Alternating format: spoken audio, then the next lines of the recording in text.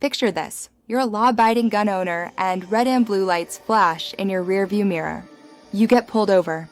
The officer spots your legally carried firearm and says, "I'm going to need to take your weapon and run the serial number."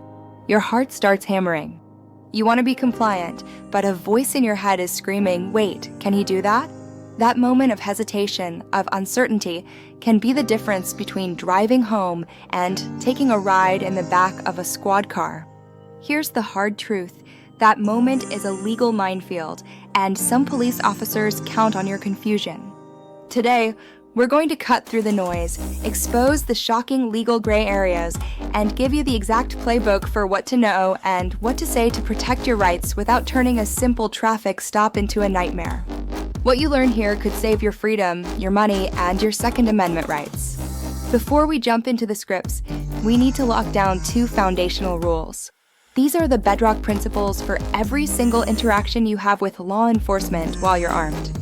First, your rights aren't a suggestion, they're a shield. The Fourth Amendment protects you from unreasonable searches and seizures. And make no mistake, an officer taking your firearm is a seizure and inspecting it is a search. Warrantless searches are considered unreasonable unless a specific exception applies. Simply carrying a gun legally doesn't just erase those protections.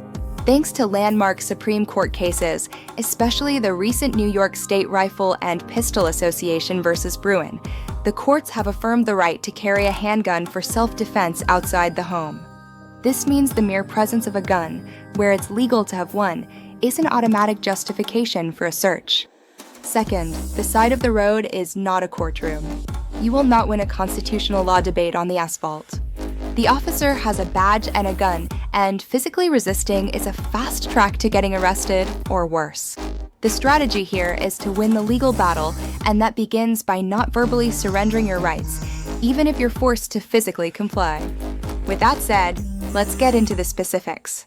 This is one of the most common and legally tricky tactics you might face. You're pulled over for a minor traffic issue, like speeding or a busted taillight. The officer sees your firearm, either because you told them or it's in plain view. Then comes the line, "Okay, I'm just going to take your firearm for a moment and run the serial number to make sure it's clean." It sounds almost reasonable, doesn't it? But this is a critical moment. Let's be crystal clear. Unless the officer has a separate, reasonable suspicion that your firearm is evidence of a crime, running the serial number is an investigation that goes beyond the original reason for the stop. The Supreme Court case Rodriguez versus United States is key here. It established that police can't prolong a traffic stop to conduct an unrelated investigation without independent reasonable suspicion. While courts have found that simply looking at an already visible serial number isn't a search, making you wait while they run that number could be an unconstitutional delay if it measurably extends the stop beyond the time it takes to write you a ticket. So, what do? The moment the officer asks to take or inspect your weapon, you need to use this exact phrase, "Officer, I do not consent to a search of my property." Say it calmly. Say it respectfully. But say it clearly. You aren't being difficult. You're putting your Fourth Amendment rights on the record. Immediately after, ask this question, "Am I being detained or am I free to go?" This question is a powerful legal switch. It forces the officer to define the situation. If you're free to go, the stop is over. If you're being detained, the officer needs a legitimate, articulable reason for that detention that goes beyond the traffic ticket and your legal gun. Now, let's tackle the officer's most likely comeback. "I need to secure the weapon for my safety and yours during this stop." This is a tough one because officer safety is a legitimate concern that courts take very seriously. Police are often trained and permitted to temporarily disarm a driver for the duration of a traffic stop. But here's where we hit a major legal gray area, and you need to know the difference. There's a world of difference between an officer temporarily holding your firearm for safety and an officer inspecting it for an investigation. A temporary seizure for safety means they can take possession of it and store it safely until the stop is over. An inspection, however, looking for a serial number, checking for modifications, or examining it, is a search. One is arguably a reasonable safety measure. The other requires your consent or probable cause. If an officer uses the officer safety line, How do you respond? Acknowledge their concern without ceding your rights. Try this. Officer, I understand your concern for safety. For that reason, I'll keep my hands on the steering wheel and won't touch my firearm.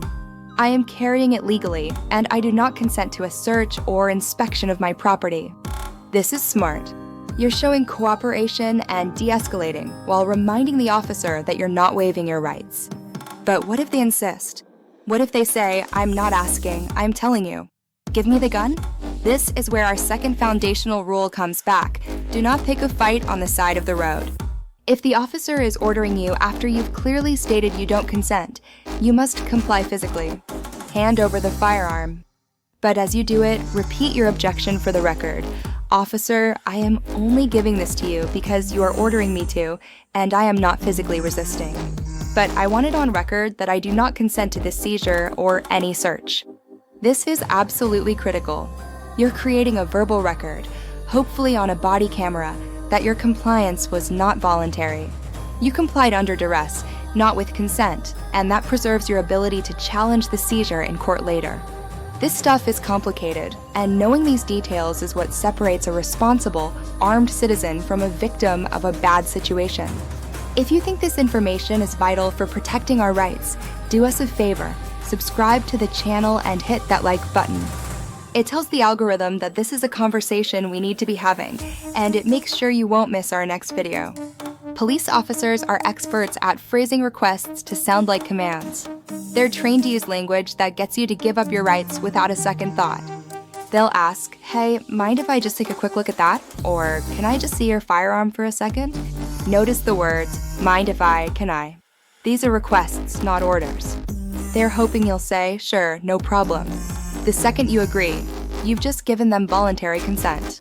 And with consent, you've handed them a blank check.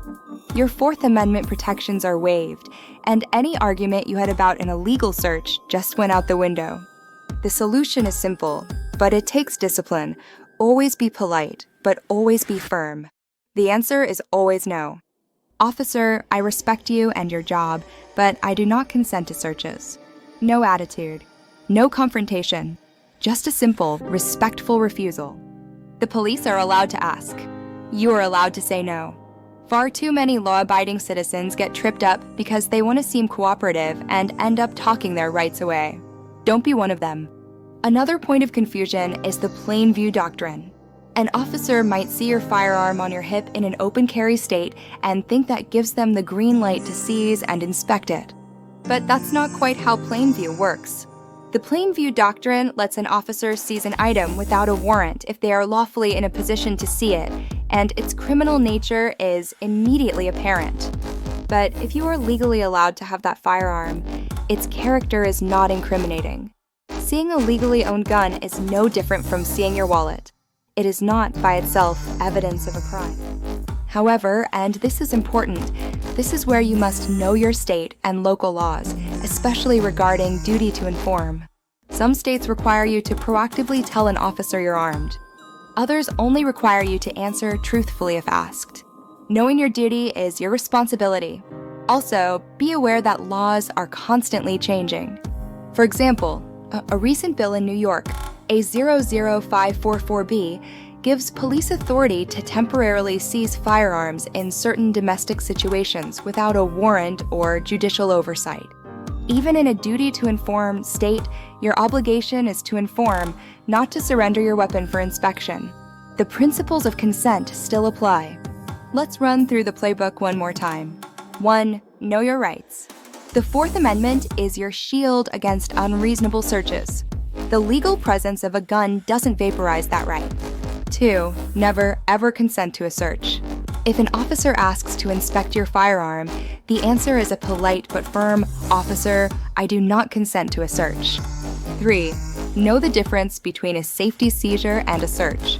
Acknowledge an officer's concern for safety, but don't mistake a temporary hold for a license to investigate. 4. If forced, comply physically but object verbally. If an officer orders you to turn over your weapon after you've withheld consent, don't resist. Just state clearly, I do not consent, but I am not resisting your order. You're playing the long game. 5. the most powerful question you can ask is, am I being detained or am I free to go? This forces legal clarity on the situation. Facing a police encounter while armed is incredibly stressful. But remember, the goal isn't to lecture the officer on case law on the side of the road. The goal is to get home safely with your rights fully intact. The roadside is the place to be calm, respectful, and firm.